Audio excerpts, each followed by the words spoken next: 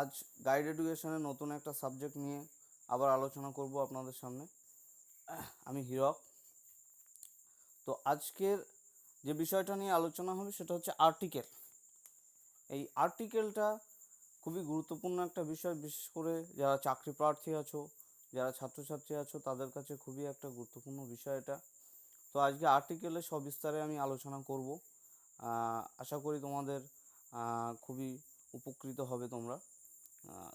তো দেখো, আর্টিকেল দিয়ে আমি শুরু করছি।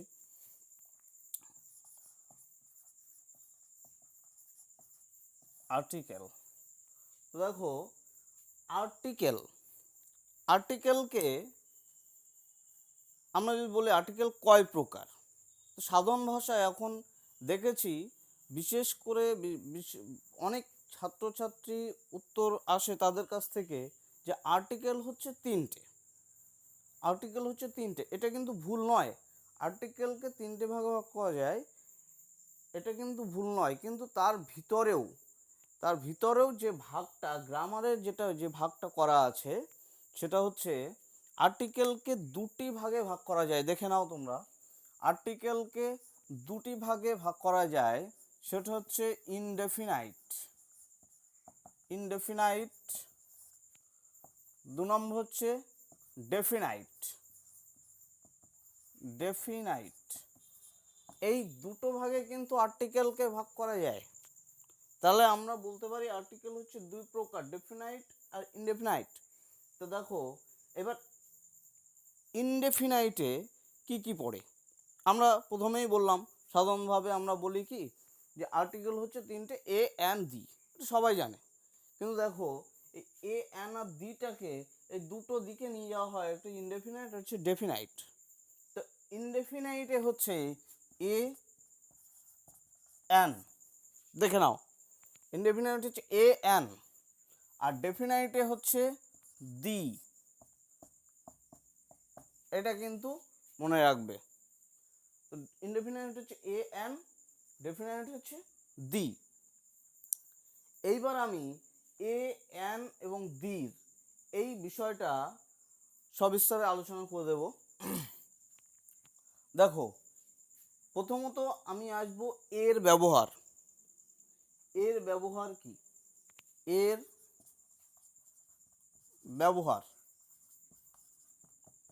ব্যবহার। তো সাধারণভাবে আমরা ভাওয়েল জানি প্রত্যেকে। ভাওয়েল হচ্ছে 5 প্রকার। এ আর এর জন্য এই ভাওয়েলটা আমাদের জানা প্রয়োজন। ভাওয়েল এবং কনসোনেন্টের বিষয়ে আমাদের একটু অভিজ্ঞতার প্রয়োজন আছে, আমি এর মধ্যে একটু আলোচনা করে দিই। তো ভাওয়েল হচ্ছে 5টা, সবাই জানি আমরা, এ ই আই ও ইউ, এই 5টা হচ্ছে ভাওয়েল। এই 5টা বাদ দিয়ে বাকি 21টা হচ্ছে কনসোনেন্ট। তো সাধারণ যে নিয়মটা, সেই নিয়মটা হচ্ছে কি, ভাওয়েলের আগে অ্যান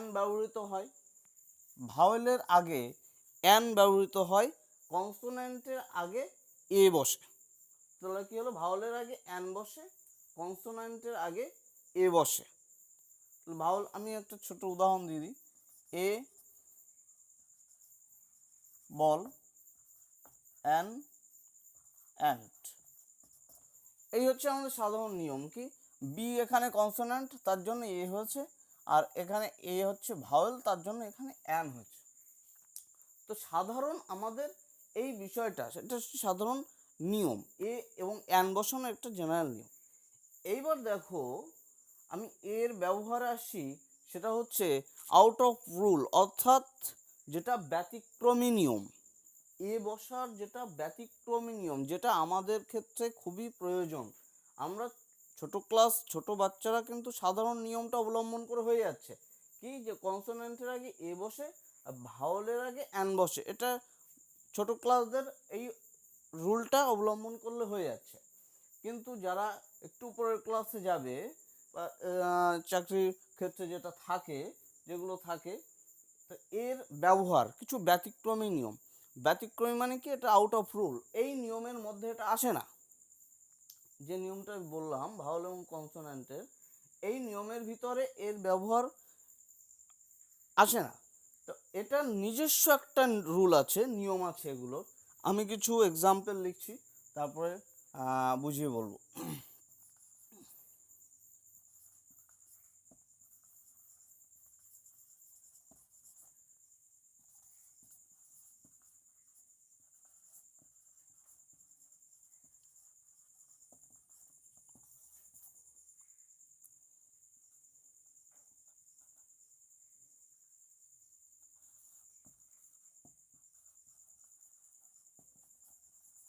দেখো এখানে আসছে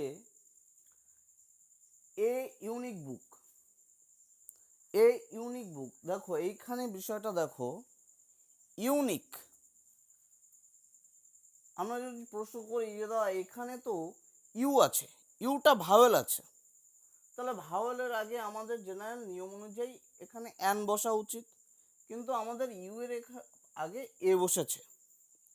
এর নিজস্ব যে রুলটা আমি বললাম সেটা হচ্ছে আমাদেরকে যেটা মাথায় রাখতে হবে যে ইউ এর উচ্চারণ যদি ইউই থেকে যায়, ইউ এর উচ্চারণ যদি ইউই হয়, তাহলে তার আগে এ বসবে। আশা করি বুঝতে পারলে। আচ্ছা, এর পরেরটা আসছি 1 রুপি কয়েন। 1 যদি ও এর উচ্চারণ ওয়া হয়, ওয়া, ও এর উচ্চারণ ওয়া হয়, তাহলে সেটা তার আগে কি হবে, এ হবে। তাহলে 1 রুপি কয়েন ওয়া যদি হয় তাহলে তার আগে এ হবে। এবার আসি ইউনিভার্সিটি, এক্ষেত্রেও তাই, ইউ এর উচ্চারণ যদি ইউ থাকে তাহলে সেই ক্ষেত্রে হবে এ। ইউ উচ্চারণ যদি ইউ থেকে যায় তাহলে তার আগে হচ্ছে এ। দেখো আরেকটা এক্সাম্পল দিই এর ব্যবহারের, এ ইউরোপিয়ান, এ ইউরোপিয়ান। এইখানে দেখো ইটা ভাওয়েল, ইটা ভাওয়েল হওয়া সত্ত্বেও এখানে কি হয়েছে, এ হয়েছে। যেহেতু ইর উচ্চারণ ইউ হচ্ছে, ইর উচ্চারণটা ইউ হচ্ছে, তাই এখানে এ ব্যবহৃত হয়েছে।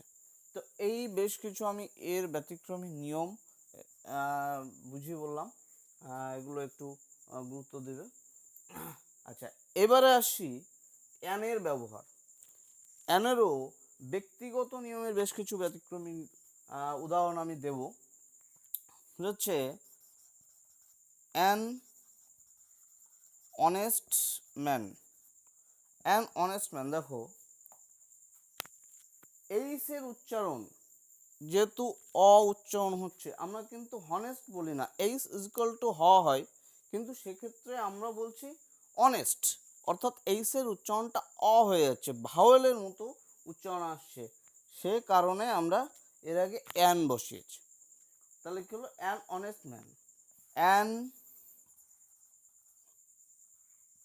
অনারেবল পারসন, এক্ষেত্রেও তাই, অনারেবল, এইসের উচ্চারণ অ আসছে, তাই এখানে আমরা অ্যান বসিয়েছি। অ্যান এম এল এ, দেখো অ্যান এম এল এ, এইখানে কি হচ্ছে, এম এর উচ্চারণ আমরা যখন করছি, উচ্চারণটা যখন আমরা করছি তখন প্রথমে কি আসছে, এম এ। তো যেহেতু প্রথমে এম উচ্চারণকালে এ আসছে, প্রথমে এ আসে, তাই তার আগে অ্যান বসেছে। যেমন আরও একটা লিখি, an S D O, S D O. তো এস উচ্চারণের ক্ষেত্রে এস প্রথমে এ ভাওয়েল আসছে, তাই আমরা অ্যানটাকে প্রথমে বসিয়েছি।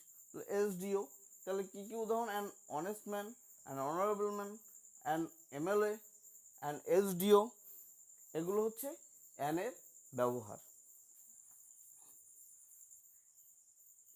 তাহলে এতক্ষণ আমি ইনডেফিনাইট অর্থাৎ এ এবং অ্যানের ব্যবহারটা বললাম।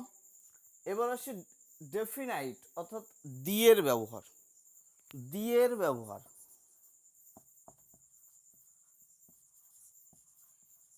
দিয়ের ব্যবহার, তো দিটা কোথায় কোথায় বসে, আমরা কোন কোন জায়গায় দি ব্যবহার করতে পারি। দেখো দি সাধারণত ব্যবহার করতে পারি, প্রথমত হচ্ছে পৃথিবীতে যে জিনিস একটা, পৃথিবীতে যে জিনিস একটা, আমরা তার আগে দি ব্যবহার করতে পারি। কেমন দেখো, আমি উদাহরণ দিই, যেমন the sun, the sun, the moon, the earth, the Bay of Bengal,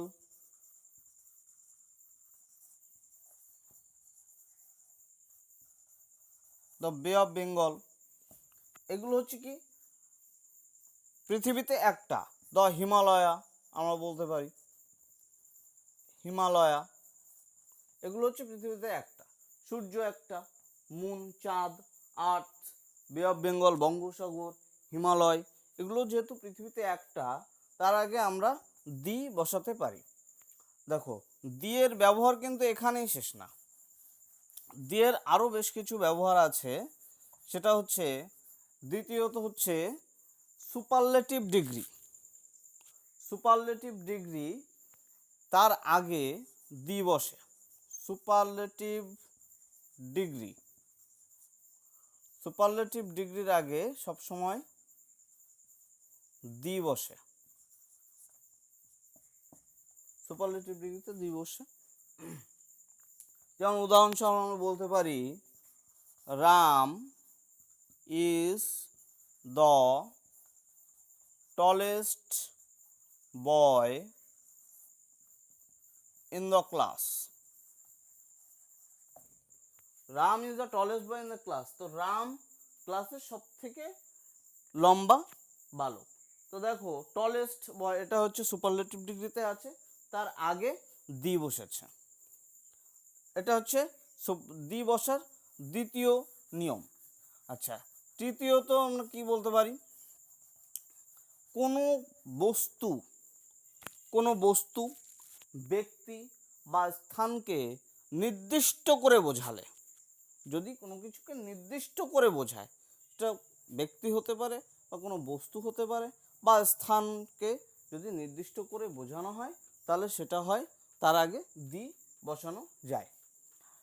কোনো বিশেষ জাতি বা শ্রেণী, এদের আগেও দিকে আমরা ব্যবহার করতে পারি। তাহলে আশা করি তোমরা আর্টিকেলের ক্লাসটা বুঝতে পেরেছো। যদি আর্টিকেলে কোনো সমস্যা, কোনো সন্দেহ থেকে থাকে, তাহলে কমেন্ট বক্সে অবশ্যই কমেন্ট করবে। তাহলে আজ আর্টিকেলের ক্লাস এখানেই শেষ করছি।